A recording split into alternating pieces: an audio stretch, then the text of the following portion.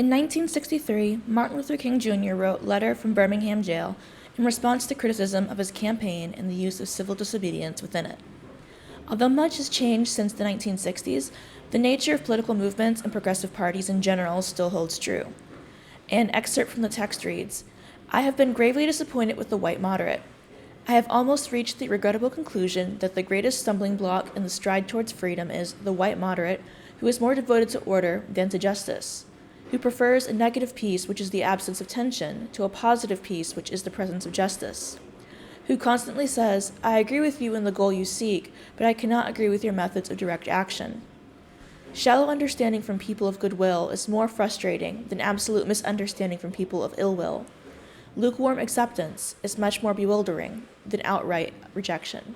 But in recent years, I've come to see that these are often the people who stand in the way of progress because they are committed only in a lukewarm manner. And every time you move to try to solve the problem, they will respond by saying, you're moving too fast, you ought to cool off, you should put on brakes. And they end up more devoted to order than to justice, and are more devoted to maintaining a sort of negative peace, which is merely the absence of tension, than gaining a positive peace, which is the presence of justice. And they can always say to you that you should wait for a more convenient season. And I've come to see that these are the people that often stand in the way because they get close enough to you to at least discuss your plans, and they become friendly enough to talk with you. You at least have dialogue with them. But they want to stand in the way of every move forward. And this has been my disappointment. I think at times it is better to have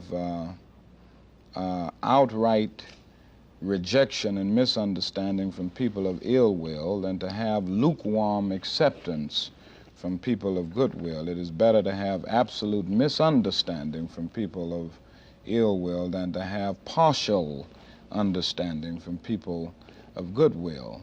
And this is what we're seeing every day in our struggle in the South, that many of the moderates of the white South and many of them mean well, and I shouldn't only say the South, but the moderates all over, stand in the way of progress because they refuse to understand the problem, and they live by the myth of time, failing to realize that time will not solve the problem.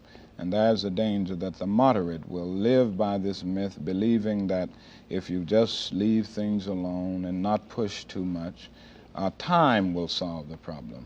And it has always been my contention that this is an invalid view because it goes out with the idea that that is something in the very nature and structure of time that will miraculously solve all problems. And time really is neutral. It can be used either constructively or destructively. King cautioned against those who offered lukewarm support, such as those today who give lip service and make social media posts but do not make any useful action, as their lack of participation was viewed as less understandable than outright aggression. However, I think that it's perfectly understandable that many people will verbally agree that they support a cause without wanting to take actions that will be inconvenient or uncomfortable. For example, it's easy to point to the ill effects of makeup use, both physical and mental health-wise, and a lot harder to give it up, along with the marginal benefits of being viewed as attractive and conforming to societal ideals. The Overton window offers a model to understand how ideas are accepted and normalized over time. The policies which are viewed as acceptable and feasible options are within the window. Policy ideas outside of this exist, but are highly unlikely to be supported by a majority. So I was promised that if I make this video, I get a free dinner, and I was not too redacted when that promise was made to forget. So let's talk about something called the Overton window. The Overton window is a political concept. It basically shows what is politically acceptable to most people at any one given time. And often moving that window of acceptability is the purpose of culture wars. When you hear somebody say something extremely outlandish, particularly violent, it's not because they expect those things to happen right now. It is for them to further pull those ideas into public consciousness, moving the window so it becomes more and more acceptable. If I say to you, the sky is blue, and you tell me the sky is green, you saying the sky is green brings it into public discourse. But me arguing with you or debating with you about the sky being blue is what puts it on equal footing with the sky being blue. And the middle ground opinion of the sky being either blue or green is that the sky is blue-green, a combination of the two. Therefore favoring the person who outlandishly said that the sky was green, pulling the Overton window in their direction. That's why we don't debate fascists, because our ideas are not on equal footing with our own. I will pick the restaurant, you bring your wallet. The success of a movement requires making ideas palatable and understandable to a wide audience, and being accepting of those who only partially agree for the simple reason of power comes in numbers. A radical minority will only be able to enact change through passive influence of offering a radical left in comparison to a radical right, which the moderate view will adjust to be in between. It's important to note, of course, that King was right that there does need to be radical action for there to be change. However, a lot of recent movements do not have a strong leader, a strong voice, or a unified goal. Instead, we have many splintered subgroups which are unwilling to work together for anything larger than themselves. Additionally, the often aggressive and antagonistic manner of spreading these views only alienates those who might otherwise be allies. Combined with the tendency of progressive movements to cannibalize, seeking to purify by only allowing the most radical to share the banner, progress is essentially halted. There is no progress to be made when the focus is on ascertaining who is good enough and demanding shows of loyalty. Labels can be useful for communication and for deciding on shared values, but hostility to outside groups does nothing. Torturing little babies to death. That's basically what it is. I know he thinks it's magic meat that came from Magic Place, It is both. but it came from a slaughterhouse and a factory farm. That's a baby that's 6 weeks old. If you did that to a pigeon over there, you'd be called a psychopath. But it's totally normalised when he buys it from KFC. How brainwashed do you have to get? Pathetic, humans, pathetic. Self-righteousness is out of control.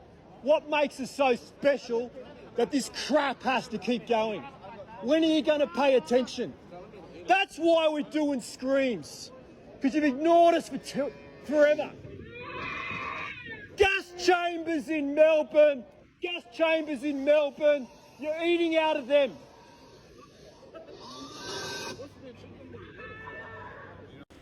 For example, a vegan who addresses all meat eaters as murderers and who proclaims that anyone who eats meat is an awful person is only going to elicit anger and annoyance.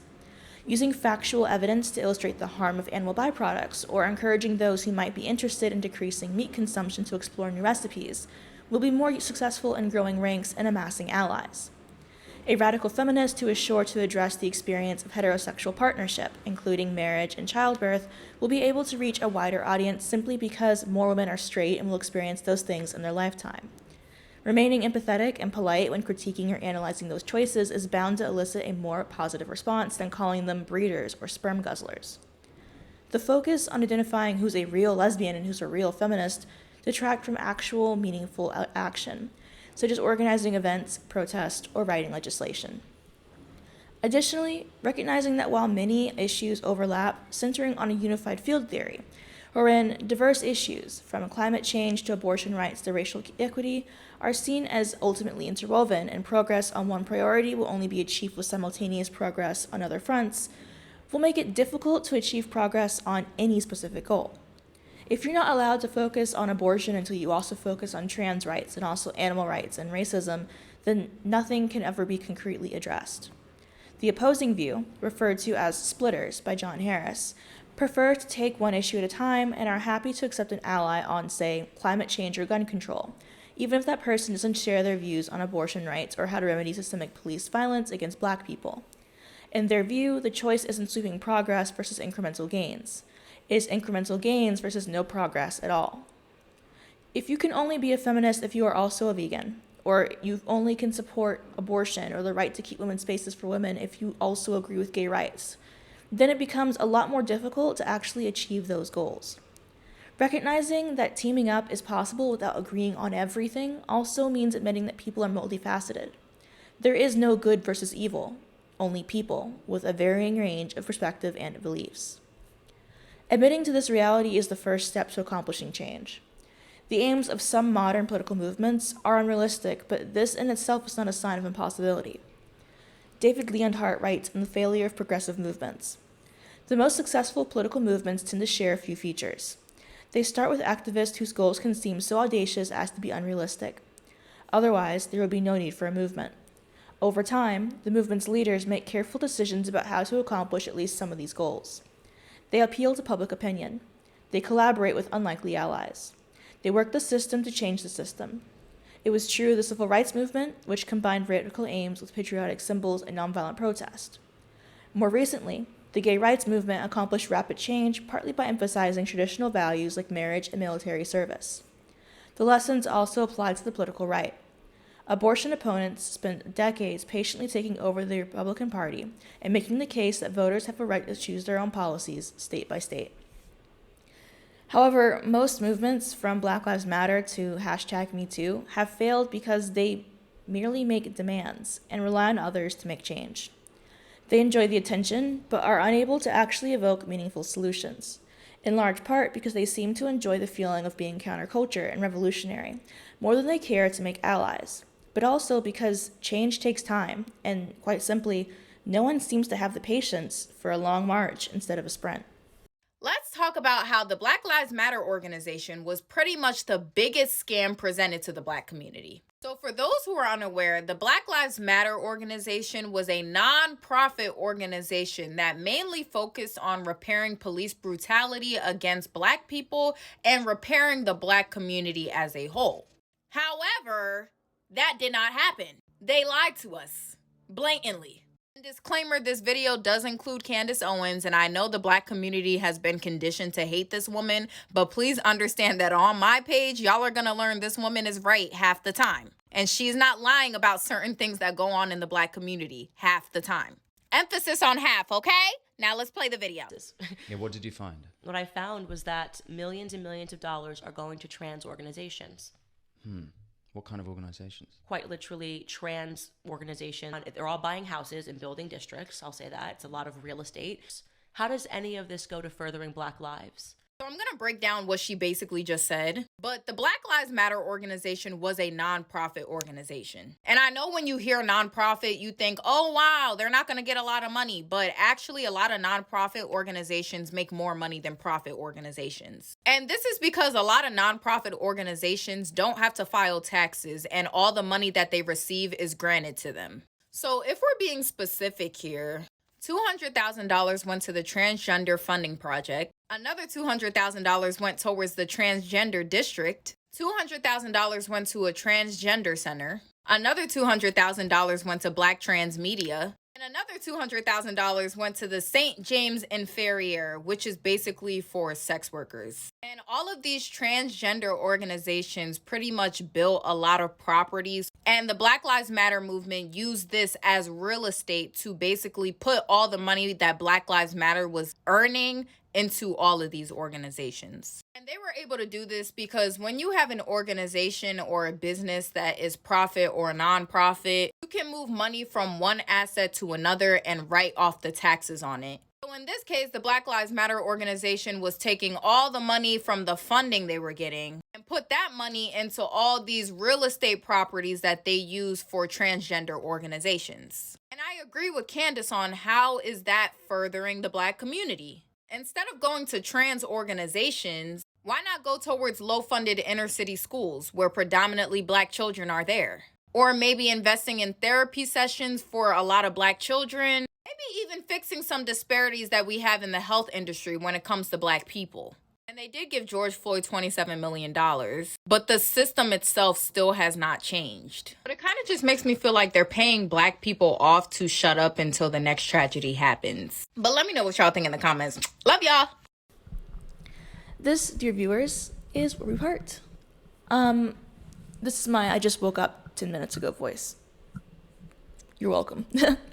Anyway, this video is interesting to me because I was thinking about it with the last video on veganism, because it reminds me a lot of religious people, Christians here, well, not here, but in the South, where they will try to shame you for your behavior and they'll call you awful and you're evil and you're all these things. And when has that ever made anyone want to listen to you? If you come up to someone and say, you're an awful, disgusting person unless you do what I say, they're never going to listen to you because you've already offended them. Even if you had a good point, if you don't present it well, you failed. And I think that's a very, very obvious thing to admit to, but for some reason, a lot of leftists in particular don't seem to understand that. And don't get me wrong, it's not just a leftist problem. You have the right who does the same thing with Christianity and abortion and all those things. But also, in the left, it's just so frustrating to see movements that could otherwise have done good end up being stymied by the people who are presenting the message. You want people to eat less meat? Great. How about you focus on, here's some really cool recipes that don't rely on meat and don't rely on you getting fake meat, and they're really good and they're cheaper. That'll get a lot of people to decrease meat, maybe listen to your ideas, even if they don't commit to the entire thing. At least they're listening. And the same thing goes for radical feminism, or which was really frustrating to me is how often there's infighting on social media over really stupid stuff. And half the people who spend all this time arguing and going to war over words aren't doing jack shit anyway.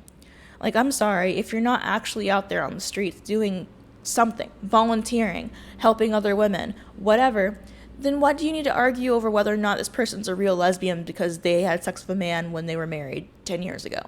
Why do you need to have arguments over what language is okay to use when none of you are doing anything anyway? You're just arguing. That's all you've got.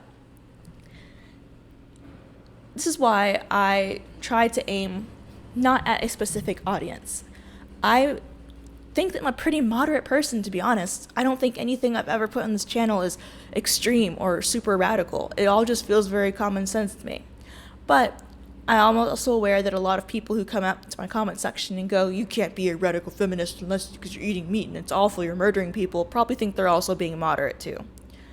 What it comes down to is just recognizing that other people have different opinions, experiences, ideas than you, and if you actually want to change minds, you're going to have to put effort into it and learn to communicate without relying on insults or witch hunting your own kind to figure out who's actually part of the in-group.